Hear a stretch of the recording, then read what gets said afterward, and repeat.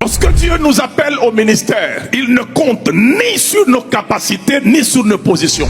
Il compte sur nos dispositions à la soumission qui vont être les soutènements des capacités qu'il va nous communiquer. C'est ça que Pierre dit. Il dit, si quelqu'un parle, qu'il parle comme annonçant les oracles de Dieu. Et si quelqu'un remplit un ministère, qu'il le remplisse avec la force que Dieu communique. Ça veut dire, nous trouvons la force de Dieu dans le ministère. Dieu ne vient pas prendre notre force pour nous introduire avec dans le ministère. Ta position et tes capacités, Dieu n'en a pas besoin. Il peut te positionner nouvellement et il va te donner des nouvelles capacités qui se trouvent dans l'appel qu'il te lance. Dieu ne fait pas grand avec les grands.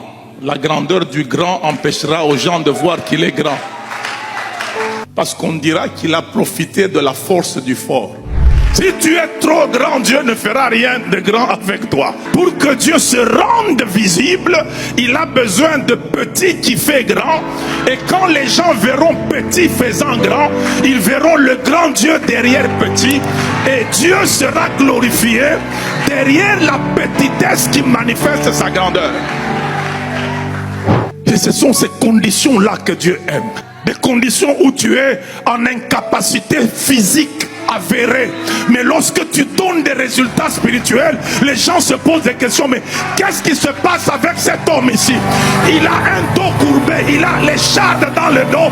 Mais quand les gens touchent à la robe de Paul, Paul qui a des problèmes de santé, il est comme ça. Mais quand vous touchez à sa robe, vous êtes guéri. Lui-même n'arrive pas à être guéri. Ce n'est pas parce que tu as un handicap que ton ministère est handicapé. Faux. Le ministère fonctionne avec la force que Dieu communique. Dieu n'a pas besoin que tu sois brillant. Dieu a besoin de te faire briller. S'il te fait briller, c'est lui qu'on verra en train de te faire briller.